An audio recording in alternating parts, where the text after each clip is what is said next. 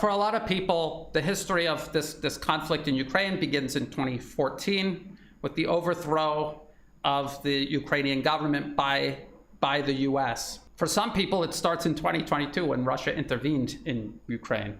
But I would say it goes even further back than that. And I've gone over this article many, many times before. This is from all the way back in 2004. US campaign behind the turmoil in Kiev. So the US was trying to overthrow the Ukrainian government all the way back during the Bush administration.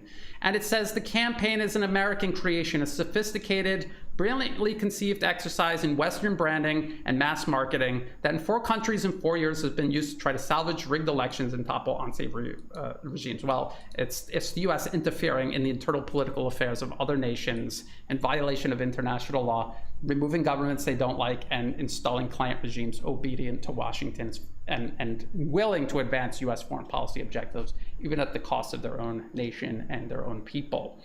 And down here it says, funded and organized by the US government, deploying US consultancies, pollsters, diplomats, the 2 big American parties. So both parties are in on it, not just the Democrats, not just the Republicans, both of them. US non-government organizations, they're referring to the National Endowment for Democracy, USAID organizations like that, Freedom House even. And they admit that it was used in 2000, so this was during the Clinton administration, to overthrow the government in Serbia. They admit that it was done in Georgia. That was 2003. And they tried to do it in Belarus. They also admit that all the way in Latin America, they were doing it in Nicaragua. So this has been going on for a very, very long time.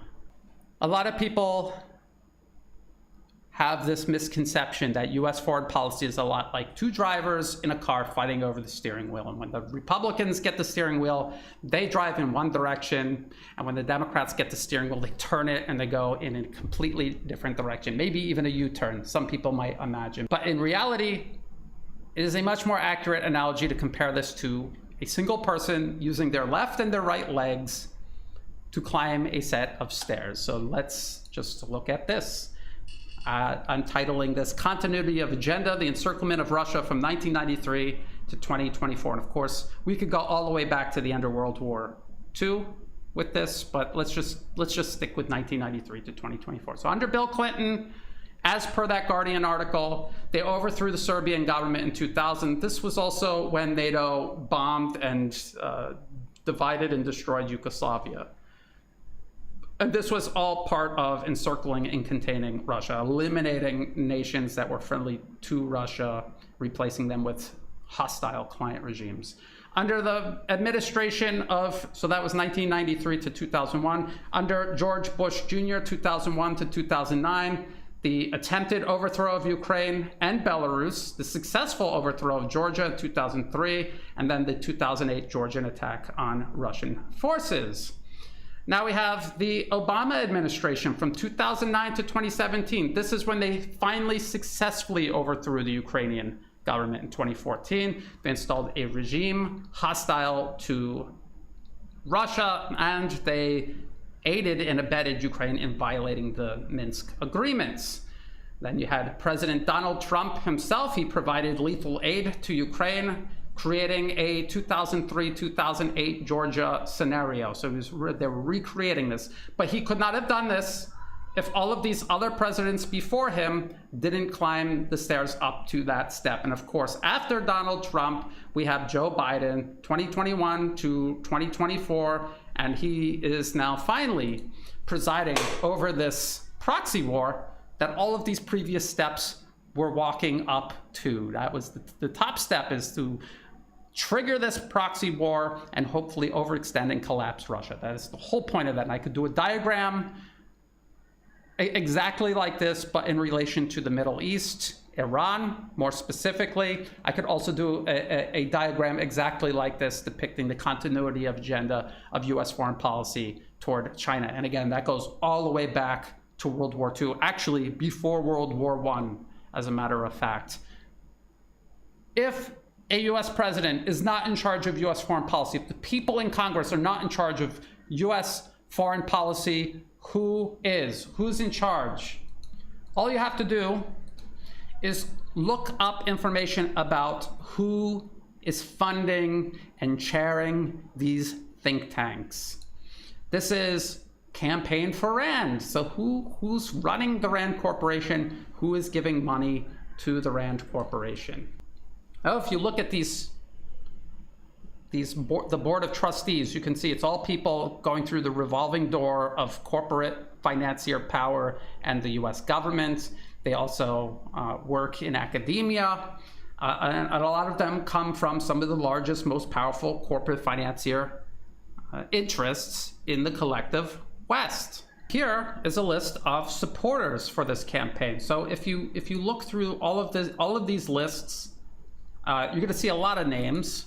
I'm just going to read you some of the ones you'd probably be most familiar with. So there's Marcia and Frank Carlucci Charitable Foundation. Well, Frank Carlucci was of the private equity firm Carlyle, the Carlyle Group. So a private equity firm, people who have shares in the largest, most powerful corporations on earth, in the collective West. There's also State Farm Insurance, Allstate Insurance Company, Alcoa Foundation. This is part of the aluminum industry. American International Group, or AIG Insurance, Dow Chemical Company, General Electric, General Motors, ExxonMobil Corporation, and Pfizer. But this is not an exhaustive list of the special interests driving US foreign policy. The Rand Corporation is just one of many, many think tanks. Corporations, often the same corporations, are funding. There's an ecosystem of policy think tanks these corporations fund. And what happens is these think tanks serve as a forum to arrive at consensus between all these corporate financier interests. They write up policy papers.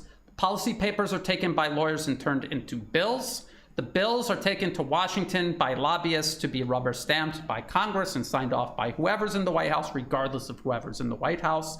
And then the corporate media sells this policy to the American people. That is how it really works. So you cannot vote these people out of public office because they operate above public office, and everyone in public office works for them, not you or I. So how can we go about changing this if we can't vote our way out of this at the ballot box? How do we actually change this? What do we do about this? Think about multipolarism and why multipolarism is on the rise and why the collective West's primacy over the globe is in irreversible decline. Because multipolarism is all about countries around the world creating their own alternatives to all of these corporate financier monopolies. They're creating their own payment systems, their own financial institutes, their own alternatives for all these large corporations, whether they're in industry or services. They've created these alternatives and people around the world are paying into these alternatives. That is how power is shifting. That is why there is a growing balance of power around the globe. The entire world isn't just paying into Wall Street, Washington, London, and Brussels. They're now able to spread their money, their time, their attention, and their energy across a wide variety of alternatives. And inside of America, people must do this also. They must find local alternatives, create local alternatives, pay their money, time, attention into those instead of these corporations that, again, are driving US foreign policy, US domestic policy, regardless of who you vote into office. So I hope that makes it clear. I hope that clears it up. The situation in Ukraine is only going to change if Russia and the rest of the multipolar world continue working to do so. Inside the United States, unless you change this formula of who holds all of the power, it's not going to change on its own.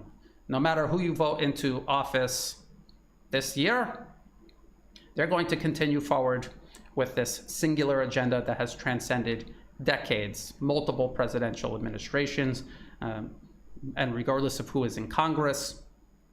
The only reason the US is going to abandon Ukraine is just like the only reason they abandoned Afghanistan. They needed to refocus on the coming proxy war in Ukraine. And if they're going to abandon Ukraine, it's so that they can pivot toward a much larger, more dangerous war with China. And that is basically what both Trump and J.D. Vance are promising voters. Voters aren't hearing it because they only want to hear what they want to hear. They're allowing their own hope, and it's well-intentioned hope. It's well-intentioned hope. These are well-meaning people. They want to see change, but they're allowing their emotions, hope being an emotion, they're allowing that to blind them to what is really being said and what is inevitably going to happen regardless of who gets into office. So in the meantime, I will keep an eye on all of this. If you thought this video was useful, please like and share. Think about subscribing. It's free to do. It helps the channel grow. Check the video description below for other places you can find and follow my work. I'm putting these videos not only on YouTube, but a backup on Telegram. I'm also uploading videos on Rumble. The links to that will all be in the video description below. In the video description below are all the links that I referenced in this video, as well as for ways you can help support my work. I do not monetize any of my social media platforms. If ads pop up, feel free to skip them. If you do want to help support my work, please do so through Buy Me a Coffee and also through Patreon. To everyone who has been helping out, whether it's a one-time donation, donations month to month, or if you have no additional resources and you're just helping share my work with others, that is all greatly appreciated. That all helps make this work possible. So thank you, and as always, thank you for watching.